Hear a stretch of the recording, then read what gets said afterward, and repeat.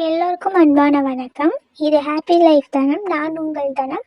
இந்த வீடியோவை பார்க்குற எல்லா பெண்களுக்கும் சீக்கிரமே தாய்மை பாக்கியம் கிடைக்கணும்னு நான் இறைவனை மனதார பிரார்த்திக்கிறேன். வாங்க இன்னைக்கு வீடியோக்குள்ளே போகலாம். இன்றைக்கி அதை பற்றின வீடியோ அப்படின்னு சொல்லி பார்த்தீங்கன்னா, உங்களுடைய வயிற்றில் உங்கள் குழந்தையுடைய முதல் வார வளர்ச்சி பற்றியும் அண்ட் அதுக்கான சிம்டம்ஸ் பற்றியும் தான் இந்த வீடியோவில் பார்க்க போகிறோம். முதல் வாரம் எடுக்கிறப்ப உங்கள் ப்ரெக்னன்சியை பாசிட்டிவ் பண்ணுறதுக்கு முன்னாடியே உங்கள் வயிற்றில் உங்கள் குழந்தையோட வளர்ச்சி ஸ்டார்ட் ஆகிடும். அதை பற்றின டீட்டெயில் பற்றி இந்த வீடியோவில் தெளிவாக கொடுத்துருக்கேன். வீடியோ யூஸ்ஃபுல்லாக இருக்கும், கடைசி வரைக்கும் பாருங்கள். நம்மளோட சேனலை நீங்கள் புதுசாக பார்க்குறவங்களா இருந்தால் சேனலை சப்ஸ்கிரைப் பண்ணுங்கள் அண்ட் பக்கத்தில் உள்ள பெல் ஐக்கனை கிளிக் பண்ணிக்கோங்க. அப்போ தான் நான் போடக்கூடிய வீடியோஸ் உடனுக்குடன் உங்களுக்கு நோட்டிஃபிகேஷனாக வரும். இந்த வீடியோ கீழே ஒரு சிலருக்கு ஹைப்பன் காமிக்கும். ஹைப்பன் காமிச்ச வீடியோவை ஹைப் பண்ணி விடுங்க. அண்ட் நம்மளோட சேனலில் வந்து மெம்பர்ஷிப் அப்படின்றத ஓப்பன் பண்ணியிருக்கேன். இந்த மெம்பர்ஷிப்பில் வந்து உங்களுடைய கமெண்ட்க்கு நான் ரிப்ளை பண்ணணும், இல்லைனா உங்களுக்கு என்னோட தனி கைட்லைன்ஸ் வேணும் அப்படின்னா நம்ம சப்ஸ்கிரைப் பட்டன் பக்கத்தில் உங்களுக்கு ஜாயின்ன்ற ஒரு பட்டன் இருக்கும், அதில் ஜாயின் பண்ணிக்கோங்க. நிறைய பேருடைய கமெண்ட்க்கு என்னால் ரிப்ளை பண்ண முடியல, அதனால தான் இந்த மெம்பர்ஷிப் வைப்பேன். அதில் உங்களுடைய டவுட்டை தாராளமாக கேட்கலாம். உங்களுக்கான தனி கைட்லைன்ஸ் அப்படிங்கிறது அதில் வரும். முதல் வார கர்ப்பம் அப்படின்னு சொல்லி எடுத்துக்கிட்டா ரெண்டு விதமாக எடுக்கலாம். ஒன்று அறிவியல் முறைப்படியும், இன்னொன்று மருத்துவ முறைப்படியும் எடுக்கலாம்.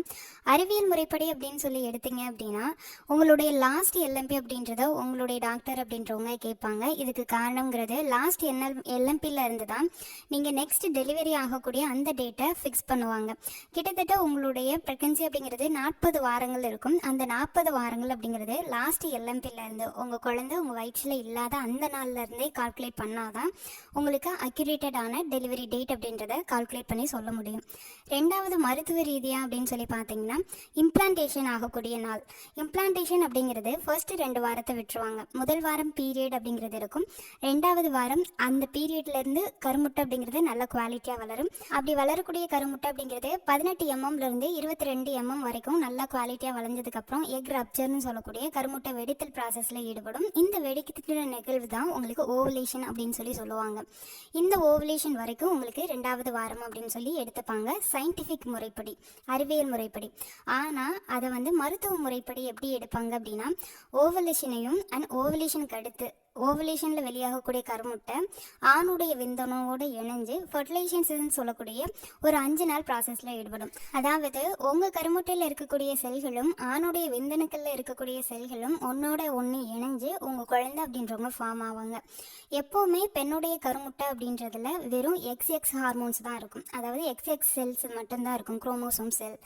அந்த குரோமோசோம் அப்படிங்கிறது பெண் குரோமோசோம். ஆனால் ஆணிட்டிருந்து வரக்கூடிய அந்த விந்தணுவில் இருக்கக்கூடிய குரோமோசோம் அப்படிங்கிறது XYன்னு சொல்லக்கூடிய 2 குரோமோசோம் இருக்கும். ஆண் குரோமோசோமும் இருக்கும், பெண் குரோமோசோமும் இருக்கும். இப்போ பெண்ணுடைய குரோமோசோம் அப்படிங்கிறது XXன்னு இருந்து ஆணுடைய குரோமோசோமில் இருந்து Y குரோமோசோம் வந்துச்சு அப்படின்னா உங்களுக்கு ஆண் குழந்தை பிறக்கிறதுக்கு வாய்ப்பு இருக்குது. ஆணிட்டிருந்து X வந்தது அப்படின்னா உங்களுக்கு பெண் குழந்தை பிறக்கிறதுக்கு வாய்ப்பு இருக்குது. எப்போ உங்கள் குழந்தை இந்த இணை சேர்க்கையில் ஈடுபடுதோ, அதாவது கருமுட்டையும் விந்தனமும் மீட் ஆகிற அந்த நொடியே உங்கள் குழந்தை அப்படின்றவங்க ஆனா பெண்ணா அப்படின்றத தீர்மானிக்கப்பட்டுருவாங்க. இந்த ப்ராசஸ் தான் கன்செப்ஷன் சொல்லுவாங்க, ஃபர்டிலைசேஷன் சொல்லுவாங்க. இந்த ஃபர்டிலைசேஷன் எல்லாமே கரு குழாயில் நடக்கும்.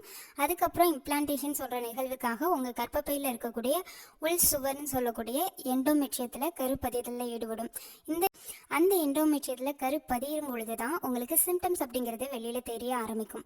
அந்த கருப்பதியுது அப்படின்னு சொல்கிறேன்ல, அந்த கருப்பதியும் பொழுது கருவுக்கு முதல்ல நஞ்சு கொடி அப்படிங்கிறது ஒன்று உருவாகும். அந்த நஞ்சு கொடி தான் உங்கள் குழந்தை நல்லா வளர்ந்துட்டுருக்காங்கிறத உங்களுக்கு உணர்த்தக்கூடியதான் ப்ரெக்னன்சி ஹார்மோனை சொல்லக்கூடிய பீட்டா HCG ஹார்மோனை சுரக்க ஆரம்பிக்கும். அந்த ஹார்மோன் ஃபர்ஸ்ட்டு உங்கள் பிளட்டில் கலக்கும். பிளட்டில் கலந்ததுக்கப்புறம் தான் யூரினில் கலக்கும். ஏன் பிளட் டெஸ்ட்டில் சிலருக்கு வேகமாக ப்ரெக்னன்சி காமிக்குது, ஆனால் யூரின் டெஸ்ட்டில் நெகட்டிவ் காமிக்குது அப்படின்னு நிறைய பேர் டவுட் கேட்குறீங்க. அதுக்கான ரிசல்ட் அப்படிங்கிறது, அதுக்கான ரிப்ளை அப்படிங்கிறது இதுதான். ஃபர்ஸ்ட்டு உங்களுடைய ஹார்மோனுடைய அளவுகள் அப்படிங்கிறது உங்கள் பிளட்டில் கலந்துட்டு அதுக்கப்புறம் தான் உங்களுடைய யூரினில் கலக்கும். யூரினில் கலக்கிறதுக்காக நீங்கள் வெயிட் பண்ணல அப்படின்னா உங்கள் பீரியட் டேட் 28 இருந்தது அப்படின்னா நீங்கள் 26 நாட்களே பிளட் டெஸ்ட் பண்ணி பார்க்கும் பொழுது நீங்கள் ப்ரெக்னென்ட் அப்படின்றத உறுதி பண்ண முடியும். இந்த ப்ராசஸ் தான் நடக்கும். ஆனால் மருத்துவ முறைப்படி ஓவலேஷனையும் இந்த இம்ப்ளான்டேஷன் நடக்கக்கூடிய அந்த கடைசி வாரம் கிட்டத்தட்ட நீங்கள் பீரியடான ஒரு 22-25 நாட்கள்லனா இந்த இம்ப்ளான்டேஷன் நடக்கும்.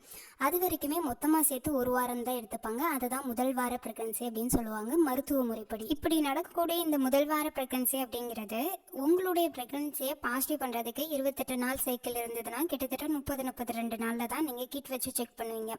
அதுக்கு முன்னாடியே உங்கள் பீரியடான 22 நாட்கள்லனா உங்கள் கருவுடைய வளர்ச்சி தொடங்கிடும்.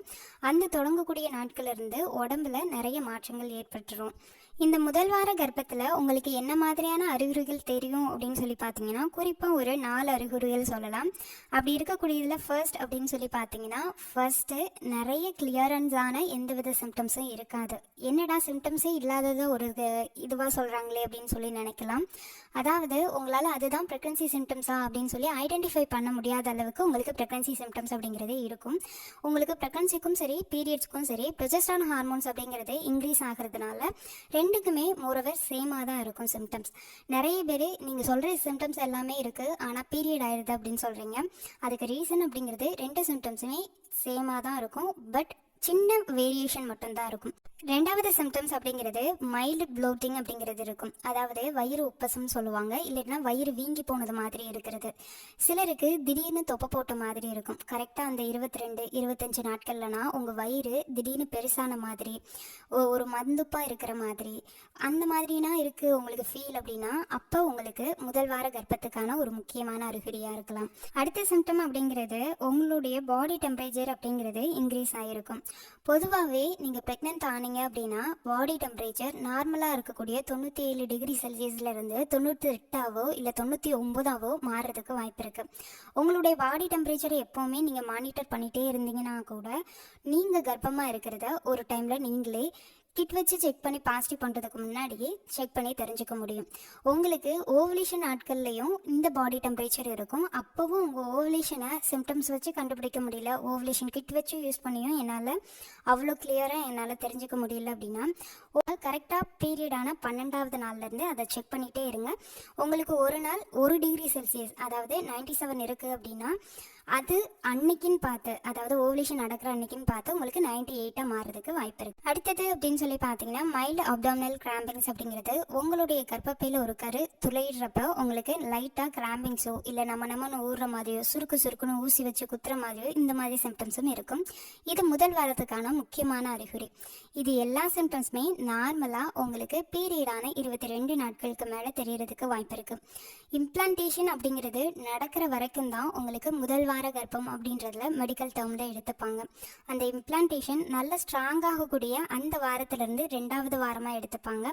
அந்த 2வது வாரத்துடைய இறுதி கட்டத்தில் தான் உங்களுக்கு ஸ்பாட்டிங் அப்படின்னு சொல்லக்கூடிய ஓரிரு இரத்த துளிகள் வரும். இந்த துளிகளை நிறைய பேர் பீரியட் வந்துருச்சுன்னு நினச்சி அவங்க ஹோம் ரெமிடிஸ், அதாவது பீரியட் வர வைக்கிறதுக்கான ஹோம் ரெமிடிஸ் எடுத்துப்பாங்க.